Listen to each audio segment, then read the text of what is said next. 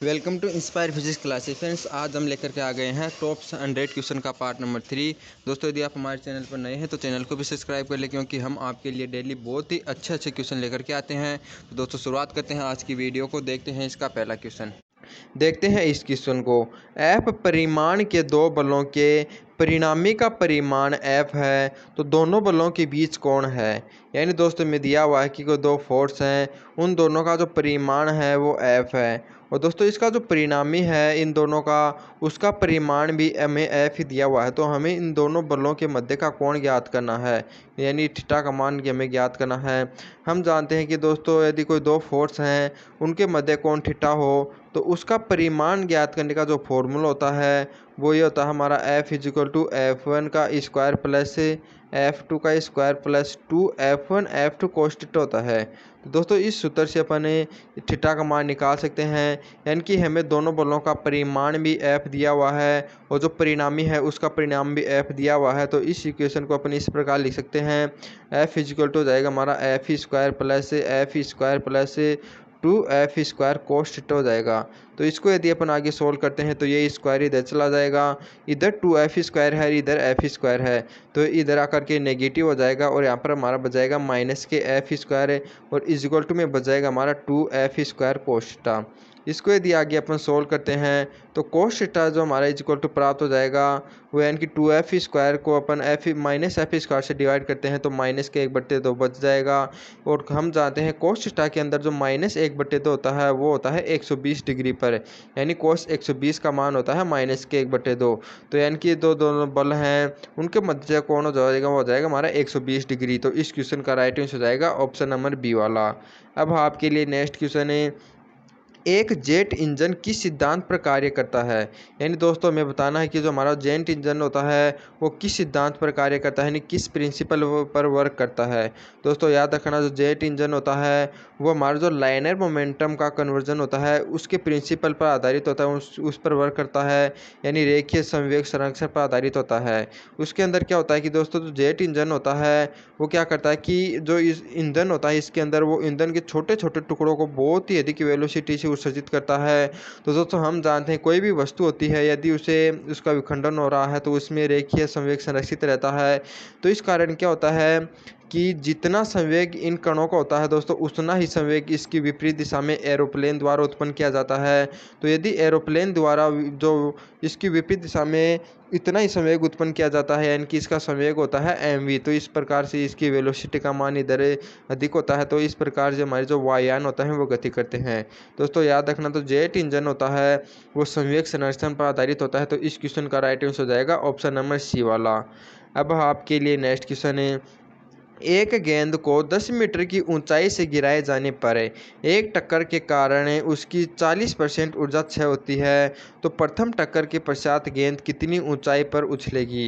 यानी दोस्तों, में दिया हुआ है कि कोई गेंद है उसको 10 मीटर की ऊंचाई से गिराया जाता है और जब वह पृथ्वी से टकराती है तो वह अपनी एनर्जी का 40% लॉस कर देती है, और हमें बताना है तो उसके बाद वह कितनी ऊंचाई पर जाकर गिरेगी।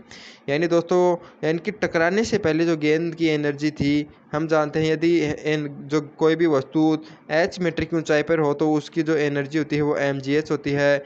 यदि यह 10 मीटर की ऊंचाई पर है तो इसकी एनर्जी थी हमारी 10 mg थी। दोस्तों, ये हमें बताया गया है कि 40% है, इतनी ऊर्जा को वो लॉस कर देती है टकराने के बाद।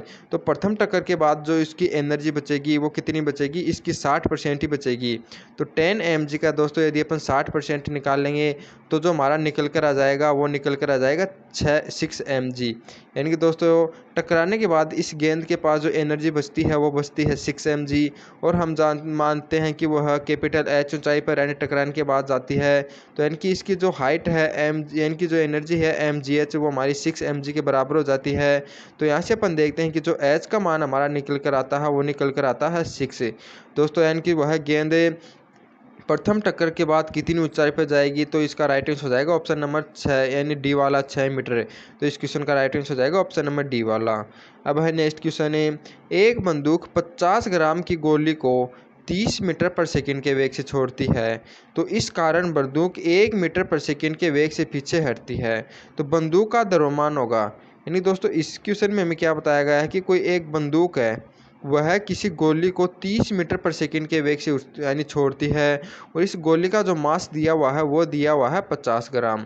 और दोस्तों हमें ये भी दिया हुआ है जो ये बंदूक है वह पीछे की ओर 1 मीटर पर सेकंड के वेग से चलती है। तो हमें बताने कि बंदूक का मास कितना होगा। दोस्तों हम जानते हैं जब कोई भी बंदूक किसी गोली को छोड़ती है तो याद रखना उसका जो रेखीय संवेग होता है, यानी जो लाइनर मोमेंटम होता है, वो हमेशा नियत रहता है, संरक्षित रहता है। तो जो हम यानी मोमेंटम है इस गोली के द्वारा उत्पन्न होगा, उतना ही मोमेंटम यानी विपरीत दिशा में इस बंदूक के द्वारा उत्पन्न होगा। यानी कि टोटल जो मोमेंटम होगा वो हमारा शून्य, यानी कि जो पहले था उतना ही होना चाहिए, उसमें परिवर्तन 0 होना चाहिए। तो दोस्तों जो गोली द्वारा मोमेंटम होता है वो कितना होता है, एमवी के सूत्र से अपन लिखते हैं। तो इसका जो द्रव्यमान दिया हुआ है हमें 50 ग्राम, इसको केजी में वो चेंज करेंगे तो 10⁻³ से मल्टीप्लाई कर देंगे। और जो वेलोसिटी का मान हमें दिया हुआ वो दिया हुआ है 30।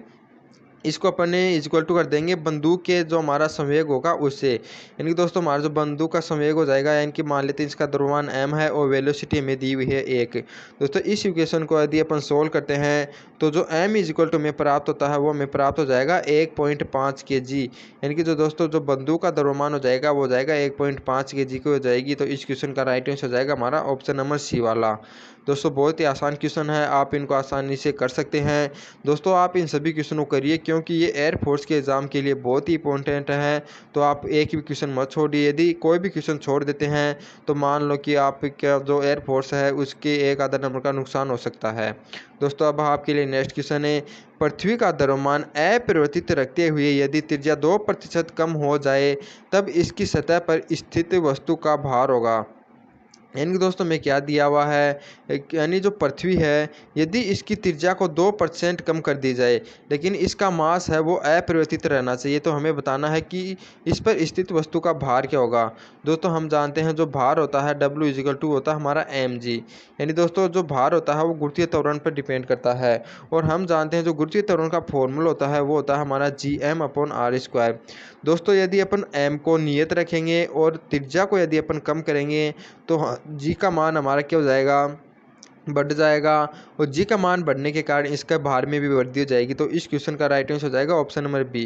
दोस्तों कई बच्चे इस क्वेश्चन में कंफ्यूज होकर के इसका राइट आंसर ओ ए कर देते हैं। वो क्यों कर देते हैं, क्योंकि उनको वो कंसेप्ट ध्यान में होता है यदि अपन सतह से नीचे जाते हैं तो गुरुत्वीय त्वरण का मान कम होता है, यदि गुरुत्वीय त्वरण का मान कम होगा तो भार भी कम होना चाहिए।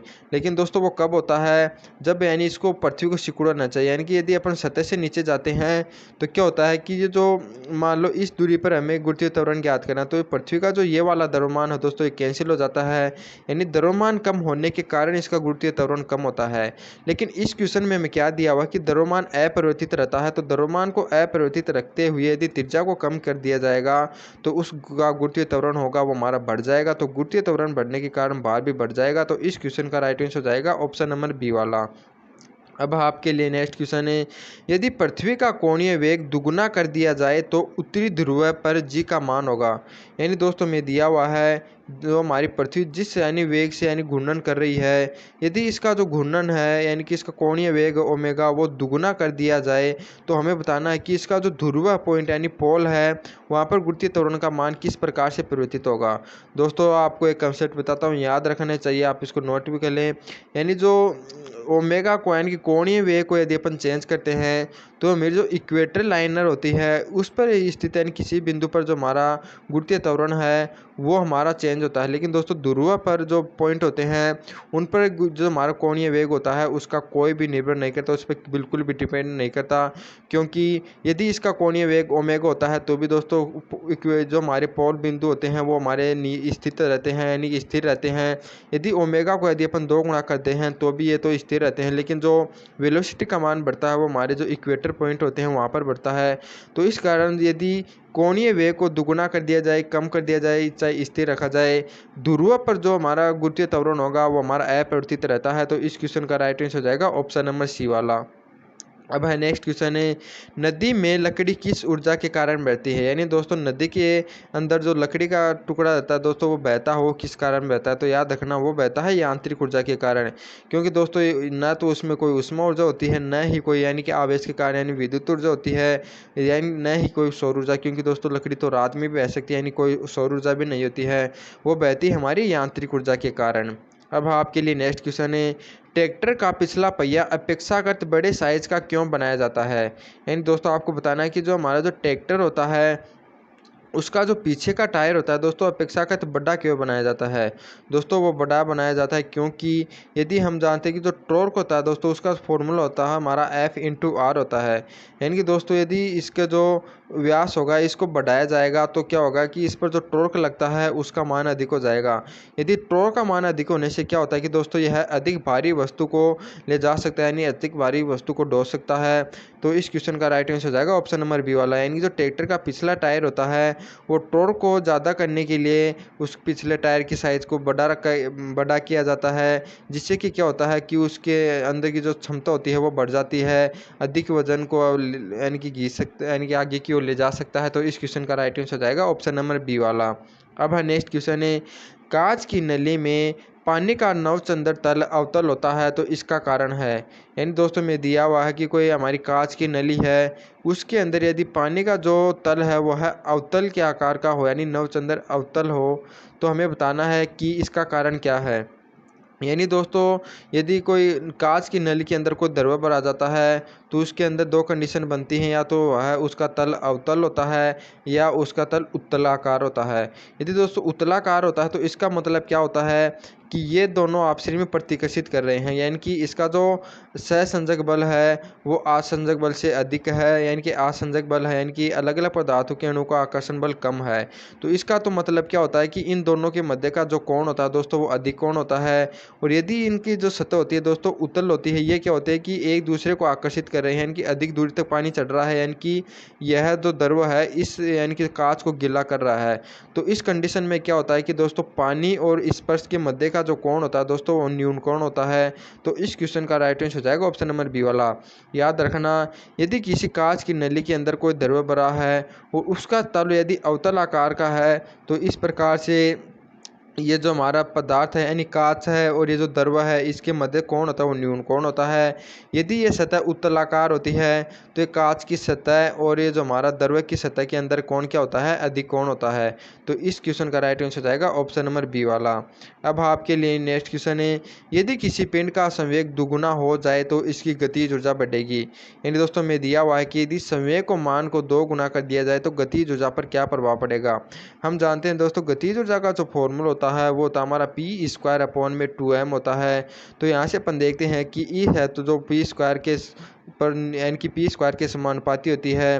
तो यदि दोस्तों गतिज ऊर्जा के अंदर जो मैं प्रतिशत में परिवर्तन निकालते हैं तो उसका फॉर्मूला ये होता है कि E2 - E1 में E1 इंटू 100 का यानी मल्टीप्लाई 100 का मान यदि अपन निकालना हो यानी प्रतिशत परिवर्तन निकालना हो तो वो होता हमारा P2 का स्क्वायर माइनस P1 का स्क्वायर अपॉन में P1 का स्क्वायर मल्टीप्लाई में 100। दोस्तों में हम मान लेते हैं कि यदि उसका पहले संवेग 10 था, अब उसके संवेग को 2 गुना कर दिया गया यानी 20 कर दिया गया। तो P1 का मान लेते हैं 10 और P2 का मान लेते हैं 20। इन दोनों का मान इस सूत्र में रखेंगे तो दोस्तों हमारा जो ऊर्जा के अंदर प्रतिशत परिवर्तन होता है वो हमारा आंसर निकल कर आ जाएगा। तो इस सूत्र को आप नोट कर लें दोस्तों। P2 का स्क्वायर यानी 20 का स्क्वायर हमारा हो जाएगा 400 माइनस में P1 का स्क्वायर यानी 100 का यानी 10 का स्क्वायर हो जाएगा 100 अपॉन में यानी P1 का स्क्वायर 100 मल्टीप्लाई में 100। दोस्तों 100 से 100 हमारा कैंसिल हो जाएगा। 400 में से यदि अपन 100 घटाते हैं तो हमारा बचता है 300। तो इस क्वेश्चन का राइट आंसर हो जाएगा ऑप्शन नंबर सी वाला। यानी जो गतिज ऊर्जा में परिवर्तन होगा वो कितना हो जाएगा हमारा 300% का हो जाएगा। अब हमारा दोस्तों हमने कल आपको एक क्वेश्चन दिया था वीडियो के आखिर में आपको करने के लिए, तो बहुत से बच्चों ने इसका राइट आंसर दिया था। तो इसका राइट आंसर है ऑप्शन नंबर सी वाला यानी 24 घंटे। यानी भू स्थिर उपग्रह होते हैं उसका जो आवर्तकाल होता है वो होता है 24 घंटे का। अब दोस्तों आपको एक और क्वेश्चन दिया जाता है, आपको इस क्वेश्चन का आंसर फिर से कमेंट बॉक्स में बताना है कि इसका राइट आंसर क्या होगा। क्वेश्चन आपके लिए, द्रव्य की एक बूंद को आवेशित करने पर उसके सिकुड़ने की प्रवृत्ति होगी, तो आपको बताने की बढ़ेगी घटेगी या अपरिवर्तित रहेगी। यानी क्वेश्चन ये इस प्रकार के, कोई आपके पास एक द्रव्य की बूंद है, उसको किसी आवेश से यानी आवेशित कर दिया जाता है, किसी चार्ज से इसको आवेशित कर दिया जाता है, तो आपको बताना है कि इसके सिकुड़ने की जो प्रवृत्ति होगी वो घटेगी या परिवर्तित रहेगी या अपरिवर्तित रहेगी। दोस्तों इस क्वेश्चन का राइट आंसर आपको कमेंट बॉक्स में कमेंट करना है। और इसी के साथ आज का हमारा वीडियो समाप्त होता है। ये वीडियो आपको कैसी लगी आप कमेंट करके ज़रूर बताइएगा। जय हिंद दोस्तों।